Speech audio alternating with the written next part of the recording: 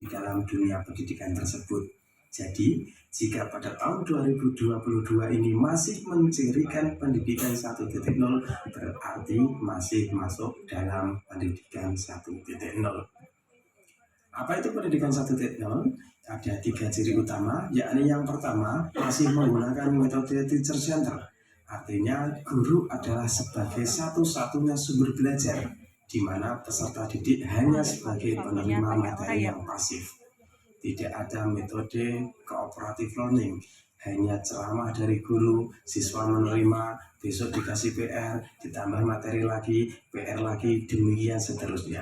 Dan tidak ada teknologi yang digunakan di dalam kelas. Jika Bapak Ibu merasa mengajarnya masih ciri-ciri seperti ini, berarti masih dalam pendidikan 1.0. Kemudian masuk pada pendidikan 2.0, bagaimana ciri-cirinya? Yang pertama adalah masih menggunakan metode teacher center dan menjadikan peserta didik hanya sebagai penerima materi yang pasif.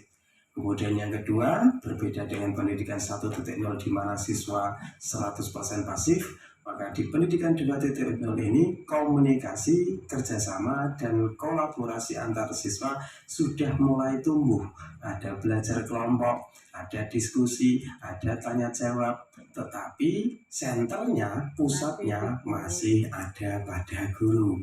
Kemudian ciri ketiga adalah evaluasi berupa hafalan. Anak tidak dilatih untuk ke tingkat high order thinking, tapi masih ke level hafalan. Kemudian teknologi sudah mulai digunakan, tetapi siswa lebih menguasai teknologi tersebut daripada gurunya. Kemudian pendidikan 3.0 memiliki 5 ciri. Yang pertama, pendekatan pembelajaran sudah mulai berpusat pada peserta didik.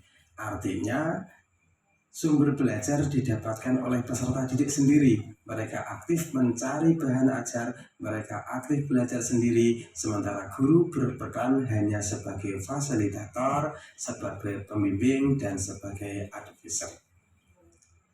Penerapan teknologi juga semakin luas, tidak hanya di dalam ruang kelas saja, tapi juga digunakan siswa di rumah dalam mengerjakan PR dan mengerjakan tugas mereka.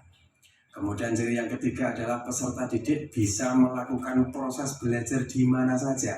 Karena sudah ada internet, sudah ada teknologi, mereka bisa belajar di rumah, bisa belajar di luar kelas, dan tentunya juga belajar di dalam kelas. Dan yang terakhir, interaksi dan diskusi antar peserta didik dan antar guru dengan peserta didik sudah berjalan lebih maksimal. Kemudian yang terakhir adalah pendidikan 4.0, bagaimana ciri-cirinya, apakah sudah sesuai dengan kebijakan kurikulum baru ini, kebijakan kurikulum Merdeka, akan kita simak bersama-sama. Ciri yang pertama adalah pembelajaran berpusat pada peserta didik, memberikan kesempatan bagi peserta didik untuk belajar sendiri sebagaimana minat dan kecepatan belajarnya masing-masing. Kita tahu semua peserta didik memiliki prasyarat yang berbeda-beda, memiliki minat dan bakat berbeda-beda, maka dalam pendidikan 4.0, pembelajaran dilakukan sebagaimana minat dan kecepatan belajar masing-masing individu.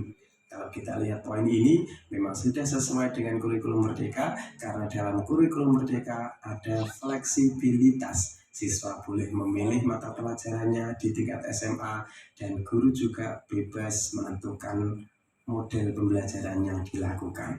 Kemudian ciri yang kedua, pembelajaran mengembangkan kemampuan peserta didik menggali sendiri pengetahuannya, baik itu dari internet maupun dari lingkungan sekitarnya, sehingga akan tercipta tujuan utama kita sebagai guru, yaitu membentuk siswa yang memiliki karakter pelajar sepanjang hayat. Sehingga setelah selesai sekolah, mereka tidak berhenti belajar, tapi sudah kecanduan akan pentingnya belajar, kecanduan akan pentingnya ilmu pengetahuan. Mereka bisa belajar dimanapun, apalagi sekarang zaman 4.0, bisa belajar melalui media-media online.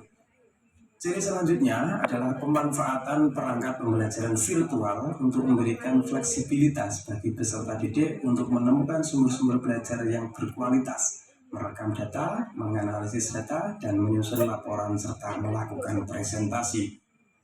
Artinya pembelajaran tidak hanya sekedar di kelas, tapi bisa memanfaatkan teknologi, bisa memanfaatkan internet, tidak terhalang oleh jarak, bisa melakukan pembelajaran di mana saja. Kemudian ciri selanjutnya adalah menekankan belajar hand-on melalui metode pembelajaran yang dinamakan flipped classroom.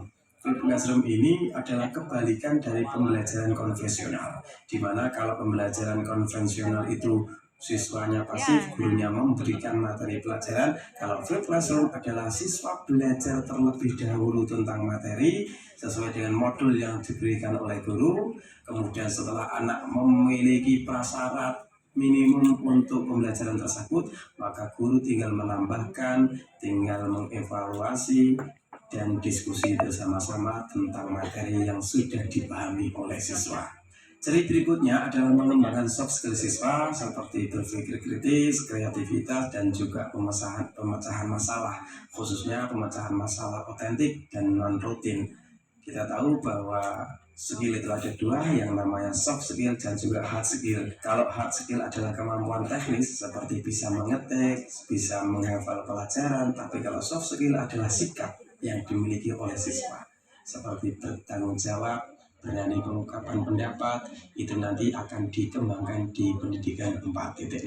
Kemudian ciri selanjutnya adalah kolaborasi dan dalam interaksi sosial sebagai pendekatan utama yang digunakan dalam pengembangan kompetensi, memperkenalkan budaya kerja di dunia industri dan dunia kerja di abad 21. Artinya menyiapkan peserta didik bagaimana mereka siap bersaing di dunia abad 21.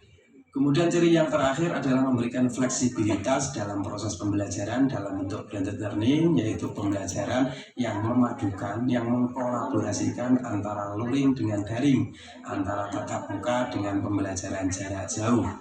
Blended learning ini bukan hanya sekedar guru memberikan video kemudian siswa menonton kemudian selesai ada tugas, tetapi harus ada komunikasi, harus ada interaksi yang positif antara guru dengan siswa, kemudian ada pendampingan, guru memberikan penyelesaian masalah yang dihadapi oleh siswa. Mungkin video ini cukup sekian Bapak Ibu. Tujuan kami yang utama setelah kita mengenal pendidikan 1.0 sampai 4.0, marilah kita merefleksi diri sendiri di mana posisi kita, dan yakin dalam beberapa tahun ke depan pasti pendidikan 4.0 akan diterapkan di lingkungan kita. Terima kasih. Assalamualaikum warahmatullahi wabarakatuh. Oke, teman-teman, sekarang kita masuk 1.0, 2.0, 3.0 atau 4.0? 4.0? Pede amat lu. Kalau memang sudah merasa, ya udah apa-apa.